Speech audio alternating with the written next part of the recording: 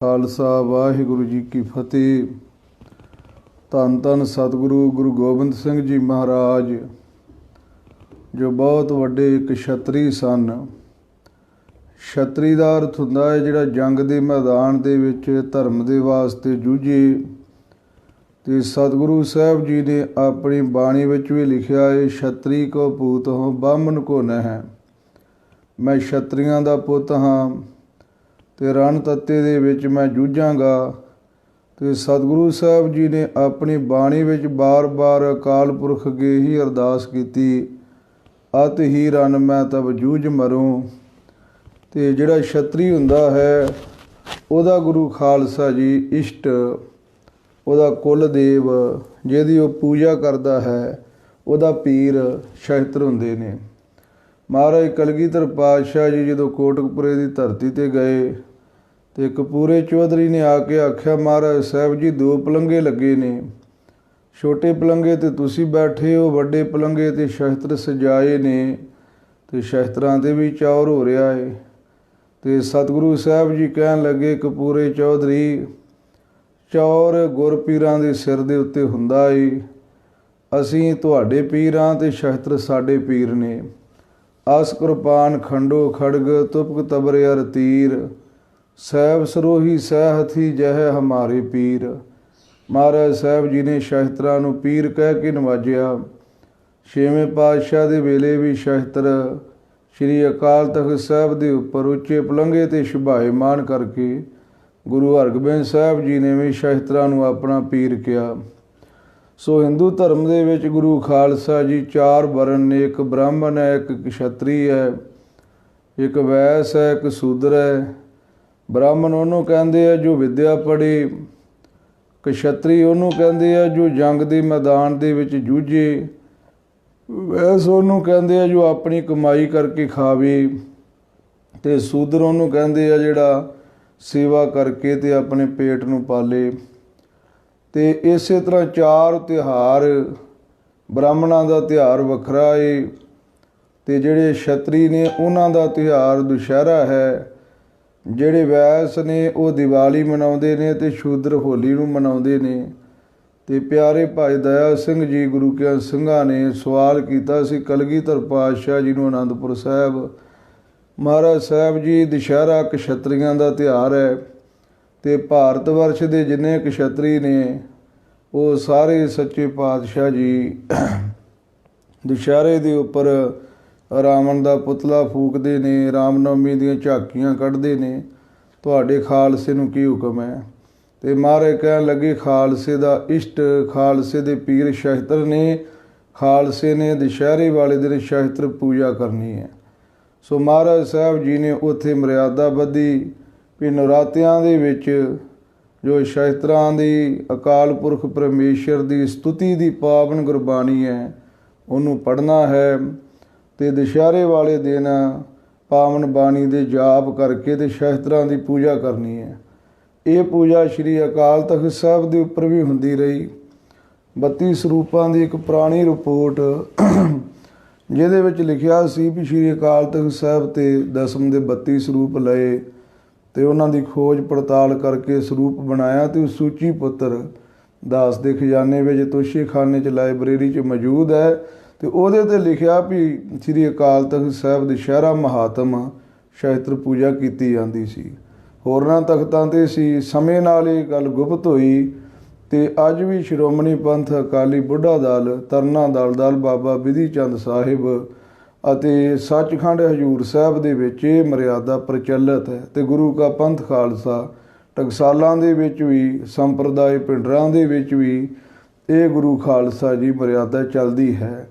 ਸੋ ਇਹ ਦੁਸਹਿਰਾ ਮਹਾਤਮ ਦੀ ਪੋਥੀ ਮਹਾਂਪੁਰਖ ਬਾਬਾ ਮਿੱਤ ਸਿੰਘ ਸਾਹਿਬ ਜੀ, ਉਹਨਾਂ ਦਾ ਸੁਪਨਾ ਸੀ ਕਿ ਇਹ ਪੋਥੀ ਛਪੇ ਅਤੇ ਬਾਬਾ ਸੰਤਾ ਸਿੰਘ ਸਾਹਿਬ ਜੀ ਨੇ ਜਿਹੜੀਆਂ ਬਾਣੀਆਂ ਪੜ੍ਹੀਆਂ ਜਾਂਦੀਆਂ ਨੇ ਅਤੇ ਉਹ ਗੁਰੂ ਖਾਲਸਾ ਜੀ ਸਾਰੀਆਂ ਇਕੱਤਰਿਤ ਕਰਕੇ ਅਤੇ ਸ੍ਰੀ ਦੁਸਹਿਰਾ ਮਹਾਤਮ ਪੋਥੀ ਦਾ ਨਾਮ ਰੱਖਿਆ। ਛਤਰ ਪੂਜਾ, ਪਾਠ ਵਿਧੀ ਸਾਰਾ ਕੁਝ ਇਹਦੇ ਵਿੱਚ ਲਿਖਿਆ ਗਿਆ। ਕਿਉਂਕਿ ਬੜੇ ਸਿੰਘਾਂ ਦੇ ਫੋਨ ਆਏ, ਜੀ ਇਹ ਪੋਥੀ ਕਿੱਥੋਂ ਮਿਲਦੀ ਹੈ ਅਤੇ ਇਹਦਾ ਅਭਿਆਸ ਕਿਵੇਂ ਕੀਤਾ ਜਾਵੇ। ਇਹ ਸੱਚਖੰਡ ਸ਼੍ਰੀ ਹਜ਼ੂਰ ਸਾਹਿਬ ਤੋਂ ਪੋਥੀ ਛਪਦੀ ਹੈ। ਪਹਿਲਾਂ ਸ਼੍ਰੋਮਣੀ ਪੰਥ ਅਕਾਲੀ ਬੁੱਢਾ ਦਲ ਤੋਂ ਵੀ ਛਪੀ ਸੀ ਤੇ ਬਾਅਦ ਵਿੱਚ ਹੁਣ ਇਹ ਸੱਚਖੰਡ ਹਜ਼ੂਰ ਸਾਹਿਬ ਵਾਲਿਆਂ ਨੇ ਪੋਥੀ ਛਪਵਾਈ ਹੈ ਤੇ ਸਿੰਘ ਬਰਦਈ ਦੀ ਦੁਕਾਨ ਤੋਂ ਵੀ ਸੁਣਿਆ ਕਿ ਸ਼ਾਇਦ ਮਿਲ ਜਾਂਦੀ ਹੈ ਇਹ ਪੋਥੀ। ਸੋ ਇਹਦਾ ਕੱਲ੍ਹ ਨੂੰ ਨਰਾਤਾ ਹੈ। ਆਜ ਨਰਾਤਾ ਪ੍ਰਥਮ ਨਿਹਾਰੂ ਸਾਹਿਬ ਜੀ ਦੇ ਵੀ ਪਾਵਨ ਬੋਲ ਨੇ ਇਤਿਹਾਸ ਵਿੱਚ ਲਿਖਿਆ ਹੈ ਵੀ ਮਹਾਰਾਜ ਸਾਹਿਬ ਜੀ ਨੇ ਨਰਾਤੇ ਵਾਲੇ ਦਿਨ ਤੋਂ ਹੀ ਸ਼ਸਤਰਾਂ ਦੀ ਪੂਜਾ ਸ਼ੁਰੂ ਕੀਤੀ ਸੀ। ਸੋ ਇਹ ਪਾਠ ਹੈ ਤੇ ਬਾਬਾ ਮਿੱਤ ਸਿੰਘ ਸਾਹਿਬ ਜੀ ਦੇ ਸੁਪਨੇ ਨੂੰ ਬਾਬਾ ਸੰਤਾ ਸਿੰਘ ਜੀ ਨੇ ਇਹ ਸਵੀਕਾਰ ਕਰਾਇਆ। ਇਹ ਸ਼੍ਰੀ ਦੁਸ਼ਹਿਰਾ ਮਹਾਤਮ ਸ਼ਸਤਰ ਪੂਜਾ ਪਾਠ ਵਿਧੀ ਇਹ ਪੋਥੀ ਹੈ। ਸੋ ਇਹ ਤਰਨਾ ਦਲ ਸ਼੍ਰੀ ਬਾਬਾ ਬਕਾਲਾ ਸਾਹਿਬ ਜੀ ਦੇ ਤੋਸ਼ੇਖਾਨੇ ਦੀ ਪੋਥੀ ਹੈ। ਸੋ ਇਹ ਪੋਥੀ ਬਾਬਾ ਜੀ ਬਾਬਾ ਸੰਤਾ ਸਿੰਘ ਜੀ ਉਹਨਾਂ ਨੇ ਇਹ ਪੋਥੀ ਛਪਵਾਈ ਤੇ ਬਾਅਦ ਵਿੱਚ ਇਹ ਪੋਥੀ ਸ਼ੁਰੂ ਹੁੰਦੀ ਹੈ। ਇਹਦਾ ਮੁਖਬੰਧ ਲਿਖਿਆ ਹੈ ਤੇ ਉਹਦੇ ਵਿੱਚ ਇਹ ਸਾਰੀ ਸ਼ਸਤਰ ਪੂਜਾ ਦੁਸ਼ਹਿਰੇ 'ਤੇ ਪਾਠ ਕੀਤਾ ਜਾਂਦਾ ਸੀ। ਗੁਰਧਾਮਾਂ ਗੁਰ ਅਸਥਾਨਾਂ ਗੁਰ ਤਖਤਾਂ 'ਤੇ ਦੁਸ਼ਹਿਰੇ ਦੇ ਤਿਉਹਾਰ ਅਤੇ ਸ਼ਸਤਰ ਪੂਜਾ ਕੀਤੀ ਜਾਂਦੀ ਸੀ।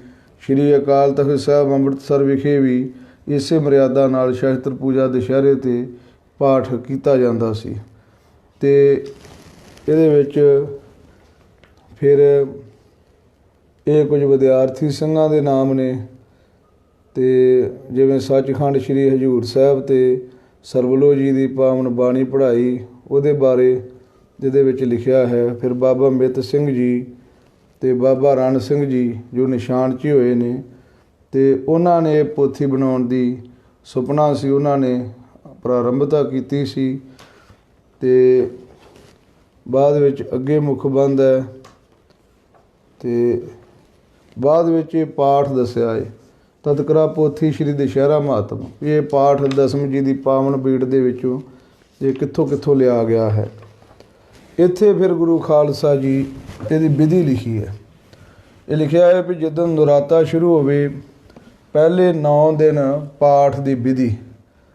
ਪਾਠ ਦੁਸ਼ਹਿਰੇ ਤੋਂ 9 ਦਿਨ ਪਹਿਲਾਂ ਅੱਸੂ ਦੇ ਨਵਰਾਤਰੇ ਪਿਛਲੇ ਪਹਿਰ ਆਰੰਭ ਕਰਨਾ। 12 ਵਜੇ ਤੋਂ ਬਾਅਦ ਪਿਛਲਾ ਪਹਿਰ ਮੰਨਿਆ ਗਿਆ ਹੈ। 12 ਵਜੇ ਕਰ ਲਓ, 2 ਵਜੇ ਕਰ ਲਓ ਅਤੇ ਸਾਰਾ ਪਾਠ ਇਹ ਪੜ੍ਹਨਾ ਹੈ। ਸਮਾਂ ਹਰ ਰੋਜ਼ ਪਿਛਲੇ ਪਹਿਰ ਕੋਈ ਵੀ ਨਿਸ਼ਚਿਤ ਕਰ ਲਿਆ ਜਾਵੇ, ਉਸੇ ਸਮੇਂ ਅਰਦਾਸ ਕਰਕੇ ਪਾਠ ਆਰੰਭ ਕੀਤਾ ਜਾਵੇ। ਭਾਵ ਜਿਹੜੇ ਸਮੇਂ ਅੱਜ ਸ਼ੁਰੂ ਕਰਨਾ ਹੈ ਅਤੇ ਉਸੇ ਸਮੇਂ ਹੀ ਇਹ ਰੋਜ਼ ਪਾਠ ਕਰਨਾ ਹੈ, ਇੱਕੋ ਹੀ ਫਿਰ ਸਮਾਂ ਹੋਵੇ। ਪਾਠ ਦੇ ਆਰੰਭ ਆਦਿ ਮੱਧ ਅੰਤ ਸਮਾਪਤੀ 'ਤੇ ਕੜਾਹ ਪ੍ਰਸ਼ਾਦ ਅਤੇ ਸ਼ਹੀਦੀ ਦੇਗ ਤਿਆਰ ਕਰਨੀ ਹੈ।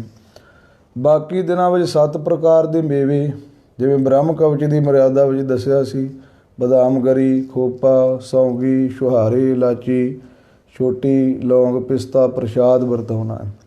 ਹਰ ਰੋਜ਼ ਪਾਠ ਆਰੰਭ ਤੋਂ ਸਮਾਪਤੀ ਤੱਕ ਧੂਪ ਅਤੇ ਜੋਤ, ਨਾਰੀਅਲ, ਕੁੰਭ ਵਗੈਰਾ ਸਾਰਾ ਕੁਝ ਉਸੇ ਤਰੀਕੇ ਨਾਲ ਹੀ। ਫਿਰ 9 ਦਿਨ ਅਖੰਡ ਪਾਠ ਪੋਥੀ ਦੇ 1 ਤੋਂ ਲੈ ਕੇ ਅਤੇ 109 ਤੱਕ ਹੈ ਜੀ, ਉੱਥੋਂ ਤੱਕ ਪੜ੍ਹਨਾ ਅਤੇ ਉਹਦੇ ਤੋਂ ਅਗਲਾ ਪਾਠ ਜਿਹੜਾ ਹੈ ਉਹ ਦੁਸ਼ਹਿਰੇ ਵਾਲੇ ਦਿਨ ਪੜ੍ਹਨਾ ਹੈ। ਅਤੇ ਪਾਠ ਇੱਕ ਸਿੰਘ ਜਾਂ ਵੱਧ ਸਿੰਘ ਵੀ ਕਰ ਸਕਦੇ ਨੇ ਅਤੇ ਰੌਲ ਵੀ ਰੱਖ ਸਕਦੇ ਨੇ, ਜਿਵੇਂ 2 ਘੰਟੇ ਇੱਕ ਨੇ, 2 ਘੰਟੇ ਇੱਕ ਨੇ। ਅਤੇ ਇਸ ਤਰੀਕੇ ਦੇ ਨਾਲ ਸਰੀਰਕ ਕਿਰਿਆ ਜਿਹੜੀ ਹੈ ਉਹਨੂੰ ਸ਼ੁੱਧ ਰੱਖਣਾ ਹੈ। ਜੰਗਲ ਮੈਦਾਨ ਉਪਰੰਤ ਇਸ਼ਨਾਨ ਕਰਕੇ ਤਾਬਿਆਂ 'ਤੇ ਬੈਠਣਾ ਹੈ। ਅਤੇ 10ਵੇਂ ਦਿਨ ਜਿੱਦਣ ਦੁਸ਼ਹਿਰਾ ਹੈ ਉਸ ਦਿਨ ਜਾਪ ਸਾਹਿਬ ਅਤੇ ਆਹ ਬਾਣੀਆਂ ਲਿਖੀਆਂ ਨੇ, ਜਿਵੇਂ ਮਹਾਂਕਾਲ ਦਾ ਲਿਖਿਆ ਹੈ ਅਤੇ ਫਿਰ ਰਾਮਾ ਅਵਤਾਰ ਲਿਖਿਆ ਹੈ ਅਤੇ ਇਸ ਤਰੀਕੇ ਦੇ ਨਾਲ 33 ਸਵਈਏ ਲਿਖੇ ਨੇ। ਅਤੇ ਇਹ ਸਾਰਾ ਕੁਝ ਪੜ੍ਹਨਾ ਹੈ ਅਤੇ ਹੋ ਸਕੇ ਅਤੇ ਜਿੱਦਣ ਇਹ ਗੁਰੂ ਖਾਲਸਾ ਜੀ ਇਹ ਭੋਗ ਬਣਦਾ ਹੈ ਉਸ ਦਿਨ ਦਸਮ ਜੀ ਦੇ ਪਾਵਨ ਸਰੂਪ ਦਾ ਅਖੰਡ ਪਾਠ ਅਤੇ ਜਾਂ ਸਹਿਜ ਪਾਠ ਪੜ੍ਹ ਕੇ ਅਤੇ ਫਿਰ ਇਹ ਦੁਸ਼ਹਿਰੇ ਮਹਾਤਮ ਦਾ ਭੋਗ ਪਾਉਣਾ ਹੈ। ਅਤੇ ਪਾਠ ਸਮਾਪਤੀ ਉਪਰੰਤ ਆਰਤੀ ਆਰਤਾ ਅਤੇ ਅਰਦਾਸ ਕਰਨੀ ਹੈ। ਅਤੇ ਫਿਰ ਜਿੱਥੇ ਰਾਵਣ ਦਾ ਸਿਰ ਕੱਟਿਆ ਜਾਂਦਾ ਹੈ ਉੱਥੇ ਵੀਰ ਰਸ ਦੇ ਵਿੱਚ ਫਿਰ ਨਾਰੀਅਲ, ਗੰਨਾ ਇਤਿਆਦਿਕ ਝਟਕਾਉਣਾ ਹੈ, ਤਿਲਕ ਲਗਾਉਣਾ ਹੈ। ਤੇ ਦੁਸ਼ਹਿਰੇ ਵਾਲੇ ਦਿਨ ਪਾਠ ਸਵੇਰੇ ਆਰੰਭ ਕੀਤਾ ਜਾਵੇ ਤੇ ਪਹਿਲੇ 9 ਦਿਨਾਂ ਵਾਂਗ ਪਿਛਲੇ ਪੈਰ ਆਰੰਭ ਨਹੀਂ ਕਰਨਾ। ਇਹ ਗੱਲ ਜ਼ਿਆਦਾ ਖਿਆਲ ਵਿੱਚ ਰੱਖਣੀ। ਜਦੋਂ ਦੁਸ਼ਹਿਰਾ ਹੈ ਉਦੋਂ ਅੰਮ੍ਰਿਤ ਵੇਲੇ ਪਾਠ ਸ਼ੁਰੂ ਕਰਨਾ ਹੈ ਤੇ ਬਾਕੀ 9 ਦਿਨ ਜਿਹੜਾ ਪਾਠ ਹੈ ਉਹ ਗੁਰੂ ਖਾਲਸਾ ਜੀ ਪਿਛਲੇ ਪੈਰ। ਤੇ ਇਹ ਜਾਪ ਸਾਹਿਬ ਤੋਂ ਪੋਥੀ ਸ਼ੁਰੂ ਹੋ ਰਹੀ ਹੈ ਤੇ ਬਾਅਦ ਵਿੱਚ ਪਿੱਛੇ ਤੱਕ 109 ਸਫ਼ੇ ਤੱਕ ਪੋਥੀ ਜਾਏਗੀ ਪਿੱਛੇ ਤੇ ਉਹਦੇ ਤੋਂ ਬਾਅਦਾਂ ਫਿਰ ਇਹ ਪੋਥੀ ਦੀ ਸਮਾਪਤੀ ਹੈ। ਇਹ ਚਰਿਤਰੋਪਖਿਆਨ ਆ ਜਾ ਗਿਆ ਹੈ, ਅੱਗੇ ਦੋਹਰਾ ਤੇ ਬਾਅਦ ਵਿੱਚ ਫਿਰ ਜ਼ਫਰਨਾਮੇ ਦਾ ਪਾਠ ਦੇ ਕੇ ਇੱਥੋਂ ਤੱਕ 9 ਦਿਨ ਪਾਠ ਕਰਨਾ ਹੈ। ਤੇ ਇਹ ਅੰਗ ਬਣ ਲਿਖਿਆ ਹੈਗਾ ਇਹ 109 ਅੰਗ। ਇਹਦੇ ਤੋਂ ਬਾਅਦ 20ਵਾਂ ਅਵਤਾਰ ਰਾਮਾ ਅਵਤਾਰ। ਇਹ ਜਾਪ ਸਾਹਿਬ ਪੜ੍ਹਨਾ ਹੈ ਜਿਵੇਂ ਪਿੱਛੇ ਲਿਖਿਆ ਹੈ। ਫਿਰ ਰਾਮਾ ਅਵਤਾਰ ਦਾ ਪਾਠ ਕਰਨਾ ਹੈ। ਇਹ ਦੁਸ਼ਹਿਰੇ ਵਾਲੇ ਦਿਨ ਦਾ ਪਾਠ ਲਿਖਿਆ ਹੈ ਇਹ ਜਾਪ ਸਾਹਿਬ ਦਾ। ਫਿਰ ਦੋਹਰਾ 105 ਤੋਂ ਲੈ ਕੇ 109 ਤੱਕ ਦਾ ਪਾਠ। ਫਿਰ ਰਾਮਾ ਅਵਤਾਰ, ਫਿਰ 33 ਸਵਈਏ ਅਤੇ ਫਿਰ ਉਹ ਜਿਹੜੇ ਖਾਲਸੇ ਦੇ ਸਵਈਏ ਆਉਂਦੇ ਨੇ ਉਹ ਪੜ੍ਹਨਾ ਹੈ। ਅਤੇ ਇਸ ਤਰੀਕੇ ਦੇ ਨਾਲ ਦੁਸ਼ਹਿਰੇ ਵਾਲੇ ਦਿਨ ਪਾਠ ਕਰਨਾ ਹੈ। ਅਤੇ ਇਹ ਸ਼ਸਤਰਾਂ ਦੀ ਪੂਜਾ ਦੀ ਪੁਰਾਣੀ ਮਰਿਆਦਾ ਹੈ। ਅਤੇ ਸਮਾਧਾ ਬਾਬਾ ਨੌ ਸਿੰਘ ਜੀ ਦੇ ਸਥਾਨ ਦੇ ਉੱਤੇ ਅੱਜ ਅਸੀਂ ਇੱਕ ਦਿਨ ਪਹਿਲਾਂ ਹੀ ਅਰਦਾਸ ਕਰ ਦਿੱਤੀ ਸੀ, ਕਿਉਂਕਿ ਕਈ ਸਿੰਘ ਕਹਿੰਦੇ ਸੀ ਵੀ ਅਰਦਾਸ ਕਿਵੇਂ ਕਰਨੀ ਹੈ ਅਤੇ ਉਹ ਉਹਨਾਂ ਨੂੰ ਦੱਸ ਦਿੱਤਾ ਸੀ ਵੀ ਇਸ ਤਰ੍ਹਾਂ ਪਾਠ ਕਰਨਾ ਹੈ। ਅਤੇ ਕੱਲ੍ਹ ਨੂੰ ਫਿਰ ਨਰਾਤਿਆਂ ਦੀ ਅਰਦਾਸ ਕਰਵਾ ਕੇ ਅਤੇ ਫਿਰ ਪਾਠ ਪ੍ਰਾਰੰਭ ਹੋਵੇਗਾ। ਫਿਰ ਮੀਰੀ ਪੀਰੀ ਅਕੈਡਮੀ ਛਿਆਟਾ ਵਿਖੇ ਵੀ ਇਹ ਪਾਠ ਪ੍ਰਾਰੰਭ ਹੋ ਰਿਹਾ ਹੈ।